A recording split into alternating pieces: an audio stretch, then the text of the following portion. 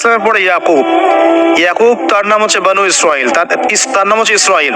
আর ইয়াকুবের পরবর্তী বংশধর যারা তারা কি বানু ইসরাইল। বানু ইসরাইলের মধ্যে ইউসুফ হাসান ইউসুফ সবচেয়ে সুন্দর ছেলে না? সারা আলাইহিস সালামের সৌন্দর্য, সুবহানাল্লাহ, কথা বুঝতে পারছেন? মায়ের সৌন্দর্য, মার বাবা তারা ছিলেন পরম সুন্দর। এখন সারা আলাইহিস সালামের সাথে বিয়ে হলো। দেখেন, এই যে লম্বা সময় আলোচনা করলাম, এই সময়টুকুর মধ্যে ইব্রাহিম আলাইহিস সালামের দাওয়াতে মাত্র 2 জন মানুষ মুসলমান হয়েছে। কয়জন? একজন হলো তার স্ত্রী সারা, আরেকজন হচ্ছে তার ভাতিজা, তার নাম লুত। ভাতিজার নাম কি? লুত। পরবর্তীতে তিনিও নবী হয়েছিলেন এবং তাকে সাদুম গোত্রের কাছে পাঠানো হয়েছিল। কোন পাপের কারণে? হোমোসেক্সুয়ালিটি, সমকামিতা, যেটা এখন ওই বিজ্ঞাপন দিয়ে প্রচার করা হয়। এবং ঢাকা শহরে যদি একটা শুমারি করা হয়, দেখবেন এদের সংখ্যা কম হবে না। ঢাকা শহরে যদি শুমারি করা হয়, দেখবেন এদের সংখ্যা কম হবে না। এখন যদি ভূমিকম্প আসে, আমরা কি লা ইলাহা ইল্লাল্লাহ বলবো? বলে তো, আমরা তো ডেকে নিয়ে আসতেছি ভূমিকম্প, আমরা ডেকে নিয়ে আসতেছি যে আল্লাহ পাক বলছেন এগুলো করো না, গজব আসবে। আমরা করছি আর এটাকে ডেকে নিয়ে আসতেছি, আসো। আর এদিকে আমরা মানে রড সিমেন্টের অ্যাডভার্টাইজ করতেছি আর কি, যে এগুলো দিয়ে বাড়ি বানালে কোনোদিন ভাঙবেও না, কাঁপবেও না। আমাদের চিন্তাগুলো কেমন হয়ে গেছে জানি। আল্লাহ পাক জেনা, ব্যভিচার, মাদক, পর্নোগ্রাফি, এই সমকামিতার এই সব পাপের কারণে এরকম গজবগুলো নাজিল করেন। শুধু ঢাকা কেন, এরকম বড় বড় মেগা সিটিজ যেগুলো আছে, এগুলোতে এখন এটার অধিকার তারা চাচ্ছে, আন্দোলন করে অধিকার চাচ্ছে। আপনার রেইনবো ফ্ল্যাগ দেখবেন, রংধনু ফ্ল্যাগ। রংধনু ফ্ল্যাগ মানেই সমকামিতা। অ্যাডভার্টাইজ দিয়ে দিয়ে, পোস্ট দিয়ে দিয়ে এখন মানুষ, আগে যেমন মেয়েরা বাসায় গিয়ে গিয়ে কিছু সার্ভিস দিত না, মানে খারাপ সার্ভিসের কথা বলছি আর কি, এখন এভাবে ছেলে ছেলেকে সার্ভিস দেওয়ার জন্য ডাকতেছে। এটা কোনো গাল গল্প করছি না, এটা বাস্তবতা। যদি আমাকে বলেন যে আপনি চোখের সামনে প্রমাণ দেন, আমি দিতে পারবো না। যদি আপনি আমাকে 1 মাসের জন্য অথরিটি দেন ঢাকা শহরে, তাহলে দিতে পারবো উইদিন 1 মাসের মধ্যে। এখন যদি আমাকে বলেন আমার চোখের সামনে এনে দেন, আমি দিতে পারবো না। তো আমি তাত্ত্বিকভাবে পড়ে অনলাইনে দেখছি। যদি বলেন যে 1 মাসের অথরিটি আপনাকে দিলাম, খুঁজে বের করে দেন, 7 দিন লাগবে না ইনশাআল্লাহ।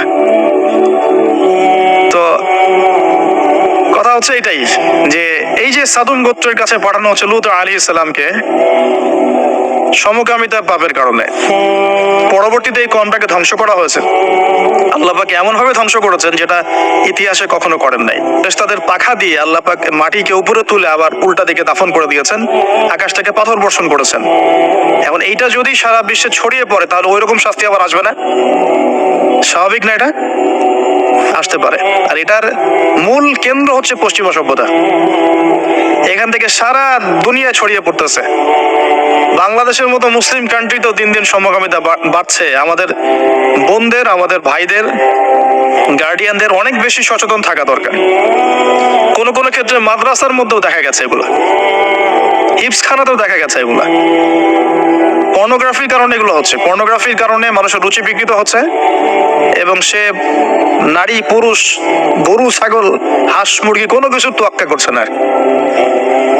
কয়েকদিন পরে এটাও যদি দেখেন, অবাক হবেন না যে মানুষ পশু পাখির সাথে জেনা করতেছে। এটাও যদি দেখেন, আমি অ্যাটলিস্ট অবাক হব না। ধাপ ছিল একটা, প্রথমে মানুষ কি করতো? অবৈধ প্রেম করতো, এই সম্পর্কে জেনা করতো, পরে পরকীয়া শুরু করলো, তারপর এখন সমকামিতা শুরু হলো। সমকামিতার পরে এখন চাইল্ড অ্যাবিউজিং শুরু হয়েছে, বাচ্চা কাচ্চাদেরকে রেপ করা হচ্ছে, ছোট ছোট মেয়েদেরকে, ছোট ছোট বাচ্চাদেরকে, ইভেন ছোট ছোট ছেলেদেরকেও। এরপরে যদি গবাদি পশুর সাথে জেনা করতে দেখেন, অবাক হওয়ার কিছু নেই, কিচ্ছু নেই অবাক হওয়ার। এখন বলেন, আমরা শাস্তির দ্বার প্রান্তে আছি না? অ্যাটলিস্ট আমরা যারা দিনকে ভালোবাসি, আমাদের একটা আইডিওলজি ফলো করি, নৈতিকতার কথা বলি, আমরা আমাদের পরিবার, আমাদের ভাই বোন, আমাদের ছেলে মেয়ে, তাদের প্রতি আমাদের খুব সতর্ক দৃষ্টি রাখতে হবে, সর্বোচ্চ সতর্ক থাকতে হবে। আর আমাদের দিনী বোনদেরকেও রিকোয়েস্ট করবো আমরা, যে ভাইদেরকেও তো বলি, বোনদেরকেও বলছি, বিয়ের আগে কোনো প্রকার অবৈধ সম্পর্ক নেই। বিয়ের আগে কোনো প্রকার অবৈধ কোনো সম্পর্ক না। আর এখন অমুসলিম ছেলে আর মুসলিম মেয়ে প্রেম করতেছে। এগুলোকে নিয়ে অনলাইনে অনেক লেখালেখি হচ্ছে, দেখলাম কয়েকদিন আগে। তো কিছু বোন আমাকে রিকোয়েস্ট করেছিলেন যে একটু আপনার মুখ দিয়ে যদি মানুষ জানতে পারে এটা, যে কোন অবস্থাতেই মুসলিম মেয়ে কোন অমুসলিম ছেলের সাথে প্রেম করতে পারে না। মুসলমান ছেলের সংখ্যা কম হয়ে গেল, যে বিয়ে করার জন্য মুসলমান ছেলে খুঁজে পাওয়া যাচ্ছে না। পরবর্তীতে তারা সেই মুসলিম বোনের ইজ্জত নষ্ট করে তাকে গর্ভবতী করে দিয়ে ভেগে যাচ্ছে। এটা ওদের একটা মিশন। আর ওদের মিশনের কথা আমি পরে বলবো। আর আমি মুসলিম মেয়ে হয়ে কেমন করে একটা অমুসলিম ছেলের সাথে প্রেম করতে পারলাম? আমার বাসার মুসলিম মেয়ে কেমন করে একটা অমুসলিম ছেলের সাথে প্রেম করতে পারে? এটা তো আমাকে আগে ফাঁসির কাজটা ঝোলানো দরকার, আগে বিচারটা তো আমার করা দরকার আগে। আমরা আমাদের দিনী বোনদেরকে সর্বোচ্চ সতর্ক করব। জীবন চলে গেলেও ফিরে আসতে পারে না? আল্লাহর হাতে তো। মানুষ অনেক সময় জীবন মৃত্যু সন্ধিগণে থাকে না, আল্লাহ পাক ফিরিয়ে বাঁচিয়ে দেন না। ইজ্জত চলে গেলে কখনো ফিরে আসে না। ইজ্জত চলে গেলে ফিরে আসে? আল্লাহ আমাদেরকে বোঝার তৌফিক দান করুন। হিজরতের পালা শুরু হলো, সাথীকে মাত্র দুজন। কয়জন বলেন তো? এখন কয়জন সাথী মুসলিম?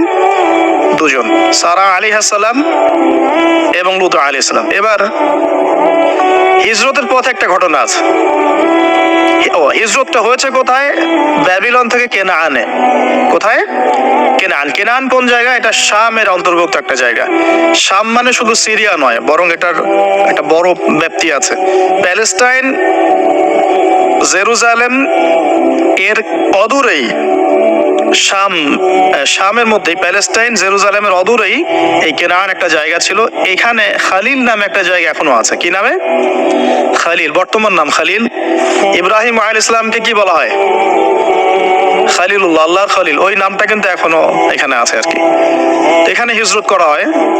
তারপরে এখানে থাকতে লাগলেন তার স্ত্রী সারা আলাইহিস সালাম। এক সময় ওই এলাকায় একটু দুর্ভিক্ষ দেখা দিল। তখন তারা মিশরের দিকে যাচ্ছিলেন খাবারের সন্ধানে। যাওয়ার সময় সেখানে একটা রাজা ছিল। রাজাটা লম্পট টাইপের।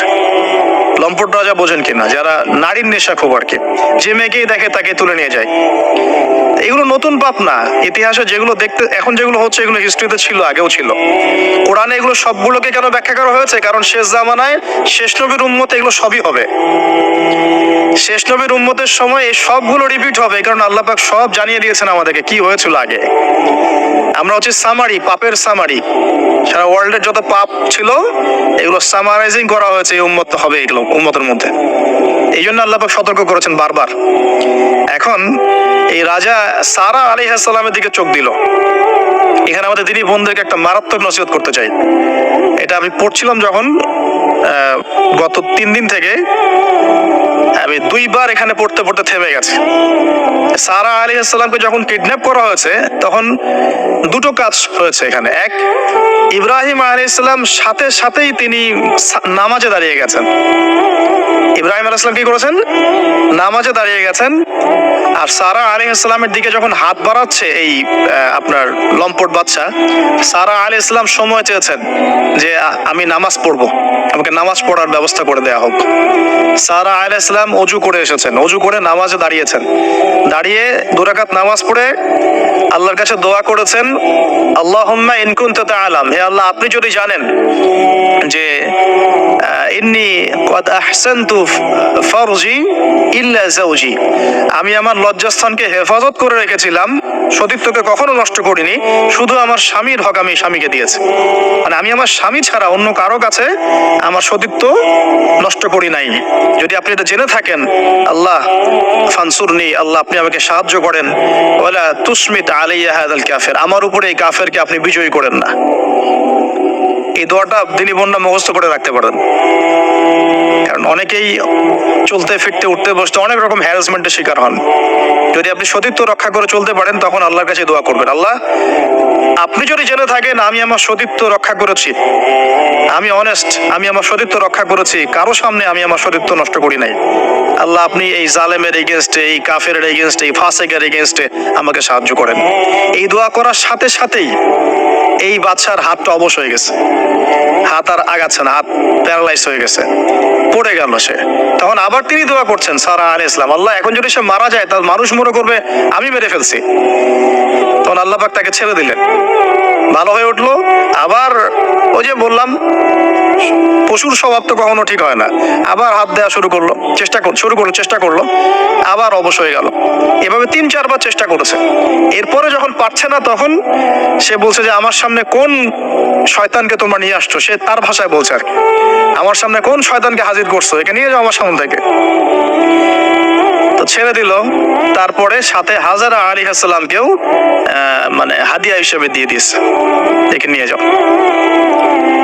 এবার হাজরা আলাইহিস সালাম, সারা আলাইহিস সালাম, ইব্রাহিম আলাইহিস সালাম কেনানে চলে আসলেন। এখন সারা আলাইহিস সালাম তো ভাবছেন তিনি বন্ধা, তিনি ভাবছেন যে আমার সন্তান হচ্ছে না। তখন ইব্রাহিম আলাইহিস সালামের বয়স প্রায় 86 বছর। কত বছর? আর সারা আলাইহিস সালামের বয়স প্রায় 70। তো 70 বছর হয়ে গেছে একটা মহিলার, মনে করেন বাচ্চা কাচ্চা হয়নি, তাহলে তো তার মনে হবে যে আমার মনে হয় বাচ্চা কাচ্চা হবে না, আমার সন্তানের আমার মানে স্বামীর তো বংশ বাড়ছে না, তো বংশ রক্ষার স্বার্থে আমি তাকে একটা বিয়ে দেওয়ার চেষ্টা করছি। তখন হাজরা আলাইহিস সালামের সাথে তার বিয়ে দেওয়া হয়। এই হলো সেকেন্ড ওয়াইফ। এখনকার পশ্চিমা সভ্যতা অবশ্য আমাদেরকে শেখায় যে একজন নোবেল মানুষ আর কি, a noble man can not marry মানে টুয়াইস অর্থাৎ এটা শিখায় যে একজন ভালো মানুষ একাধিক বিয়ে করতে পারে না। এটা নোবেলরা মানে পশ্চিমারা শিখায়। অনেক কথা বলতে পারে যে হ্যাঁ আমি সুন্দর মতো থাকবো, চলবো, ইনসাফ করতে দিব, সব ওকে, কিন্তু যখন অধিকার সব সমান হয়ে যাবে তখন দেখবেন যে মারাত্মক অবস্থা। তো যদি আপনার ভিতরে তাকওয়া, পরহেজগারিতা এবং শক্তিশালী অবস্থা না থাকে তাহলে নিজেই দিন থেকে বিচ্যুত হয়ে যেতে পারে। তো এই জন্য দরকার নেই। আল্লাহ রাব্বুল আলামিন যদি নেককার স্ত্রী দান করেন সারা আলাইহিস সালামের মতো, তাকে নিয়ে সন্তুষ্ট থাকেন, ব্যাস। এখন যাই সামনে। এবার বিয়ে হয়ে গেল, কিসের উদ্দেশ্যে দেওয়া হয়েছে? সন্তান। এবার 86 বছর বয়সে আল্লাহ রাব্বুল আলামিন ইব্রাহিম আলাইহিস সালামকে সন্তান দান করলেন, সুবহানাল্লাহ। এই সন্তানের নাম কি? ইসমাঈল আলাইহিস সালাম। সন্তান জন্ম হয়ে গেল, পরীক্ষাও। ইব্রাহিম আলাইহিস সালামের জীবন তো পুরোটাই পরীক্ষা। বাবার থেকে বিচ্ছিন্নতা পরীক্ষা, আগুনের পরীক্ষা, সমাজ থেকে বিচ্ছিন্নতা পরীক্ষা, আবার এই যে এখন পরীক্ষা, আরো বড় বড় পরীক্ষা শুরু হচ্ছে। কি পরীক্ষা? এবার বলছেন স্ত্রী এবং সন্তানকে রেখে আসো মক্কায়। খুব খেয়াল করে দেখেন এই জায়গা থেকে ইব্রাহিম আলাইহিস সালাম তার বিশ্বাস ছিল যে মক্কাতে আল্লাহ রাব্বুল আলামিন আমার স্ত্রী এবং সন্তানকে কিন্তু মেরে ফেলবেন না ইনশাআল্লাহ। কিন্তু তিনি তো মানুষ, তিনি বুঝতে পারছেন জনমানব শূন্য একটা জায়গায় আমার স্ত্রী সন্তান কিভাবে থাকবে। একটু পানি নিলেন, খেজুর নিলেন, রেখে আসছেন। যখন রেখে আসছেন ওই সময়টার কথা হাদিসের মধ্যে আসছে যে তিনি মানে রেখে চলে আসছেন, পিছন দিকে হাঁটা শুরু করেছেন, তার স্ত্রী দৌড়ে আসছেন বারবার। চিন্তা করেন একটু, মানে আবেগ দিয়ে ভাবেন জিনিসটাকে। আইনা তাযহাবু ইয়া ইব্রাহিম, কোথায় যাচ্ছেন আপনি? স্ত্রীকে তখনও বলা হয়নি যে তোমাদেরকে রেখে চলে যাবো এখান থেকে। স্ত্রীকে তখনও কিন্তু বলা হয় নাই যে তোমাকে রেখে চলে যাবো এখানে, তোমার সন্তানের এই যে দুধের বাচ্চা রেখে চলে যাবো, তখনও কিন্তু তারা জানেন না। জিজ্ঞাসা করছেন আইনা তাযহাবু ইয়া ইব্রাহিম, কোথায় যাচ্ছেন ইব্রাহিম, কোথায় যাচ্ছেন ইব্রাহিম? বুকের মধ্যে পাথর বাঁধা, তখন বুকের মধ্যে তখন ইব্রাহিম আলাইহিস সালাম কি পাথর বাঁধা। এটা পুরুষ, এই ফিলিংস গুলো পুরুষরা বুঝবে, মেয়েরা বুঝবে না। এই বুকে বুকে পাথর বেঁধে হাসি মুখে থাকার যে অনুভূতি, এটা পুরুষরা বুঝবে, মেয়েরা বুঝবে না, তাই না ব্যাপারটা? ইব্রাহিম আলাইহিস সালামের বুকে তখন পাথর বাঁধা, তিনি কথাই বলতে পারতেছেন না। 31 অক্টোবর 2022 সারা বিশ্ব